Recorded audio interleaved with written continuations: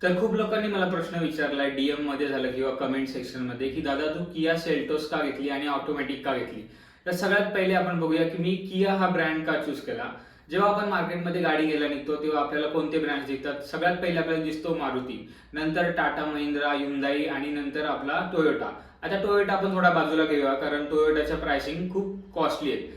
उरल्या याच्यामध्ये मारुती. बघा मारुती खूप चांगली गाडी आहे, रिलायबल आहे. बिल्ड क्वालिटी थोडी मारुतीची आपण बोलू शकतो की एवढी भारी नाहीये टाटा महिंद्रा यांच्या कम्पॅरेटिव्ह.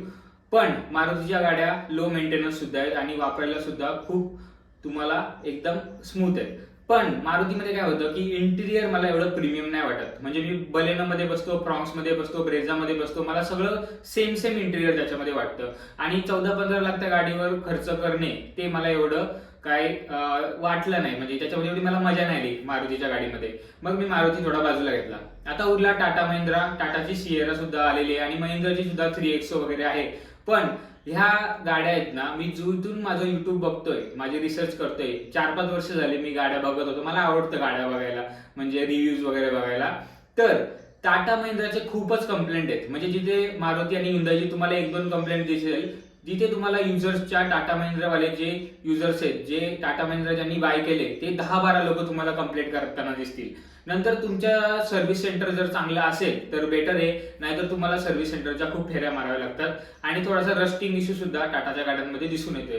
तरी ह्या सगळ्या गोष्टी बघता मला थोडीशी लॉंग टर्म मध्ये गाडी बघायची होती आणि मला गाडी जी आहे ना ती अशी पाहिजे होती की मी फर्स्ट टाइम कार बाहेर आहे. त्याच्यामुळे मला डोक्याला जास्त ताप नको पाहिजे होतं की सर्व्हिस सेंटरवाल्याकडून तुम्ही काम करून घ्या, ते मला नको पाहिजे होतं. त्यामुळे मी टाटा आणि महिंद्रा दोन्ही स्किप केला. नंतर बघा उरला आपला हुंदाई. आता हुंदाई आणि किया दोन्ही तुम्हाला माहित आहे की एकच कंपनी आहे. आता याच्यामध्ये क्रेटा आणि सेल्टोस ही मला चॉईस होती आणि वेन्यू जी नवीन आलेली आहे ती पण होती, कारण तिची आता थोडीशी लेंथ आणि ब्रेड त्यांनी वाढवलेली आहे. नवीन त्यांनी फेसलिफ्ट लॉन्च केलेला आहे. पण त्याच्यामध्ये मला काय होतं की मला बॅक साईडला आहे ना 4 पॅसेंजर सुद्धा बसतील एवढी जागा पाहिजे होती आणि ती K1 एनहान्स प्लॅटफॉर्मवर आहे, K3 वर नाहीये. त्याच्यामुळे मी वेन्यू स्किप केली. मग आता उरली क्रेटा आणि सेल्टोस. सेल्टोस जी आहे ती K3 प्लॅटफॉर्म ग्लोबल प्लॅटफॉर्मवर लॉन्च झाले आणि तुम्ही बघू शकता की आता तिची जे क्रॅश टेस्ट आली ती सुद्धा 5 स्टार आलेली आहे. त्याच्यामुळे नो डाऊट गाडी जास्त सेफ झालेली आहे आधीच्या सेल्टोस पेक्षा. मग मी नवीन सेल्टोस चूज केली कारण क्रेटा सुद्धा आता नवीन येणार आहे आणि क्रेटाचा जो आताचा मॉडेल आहे त्याच्यापेक्षा ही सेल्टोस आहे ती जरा जास्त मला सेफर वाटली. आता सेल्टोस मध्ये पण मी कोणता व्हेरियंट घेतला बघा. मी आधी बेस व्हेरियंट घेणार होतो कारण त्याच्यात ऑलमोस्ट सगळे फीचर्स येत होते.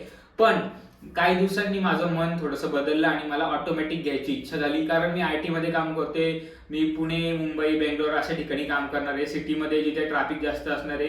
त्याच्यामुळे मी जे आहे ती ऑटोमॅटिक गाडी चूज केली आणि मग मला HTE ऑप्शनल जो आहे तो व्हेरियंट घ्यावा लागला.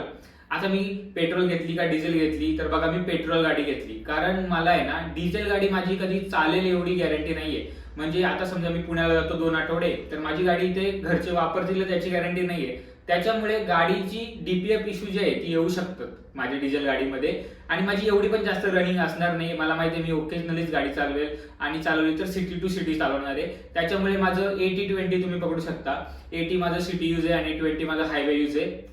त्यामुळे मी DPF इश्यू पकडून मी डिझेल गाडी स्किप केली. आता पेट्रोल मध्ये पण मला 2 ऑप्शन आहेत, NA इंजिन आणि टर्बो इंजिन. तर बघा हा जेव्हा आपण चूज करतो ना NA घ्यायचा का टर्बो, तर तो आपल्या पर्सनल कॅरेक्टरनुसार घ्यायचा. आता माझं जे कॅरेक्टर आहे ना, मला गाडी चालवताना अशी हळू आणि एकदम व्यवस्थित स्मूथ गाडी चालवायला अशी आवडतं. असं नाही की पटापट ओव्हरटेक करून इकडून तिकडून असं, म्हणजे एकदम मी असा क्रेझी ड्रायव्हर नाहीये. त्याच्यामुळे मला वाटलं नाही की टर्बोला आपण जो अपग्रेड करू 1.5-2 लाखाचा तो एवढा वर्थिट आहे. आणि तसं पण टर्बो इंजिन घेणं ते थोडंसं काही कॉम्प्लेक्सिटीज आपण ऍड करतोय ना, त्याच्यामुळे मी अवॉइड केलं. आणि NA इंजिनची पॉवर वगैरे एकदम व्यवस्थित मला वाटली. 1,500 लिटरचं इंजिन आहे आपलं, इनफ पॉवर आहे आपल्या गाडीसाठी.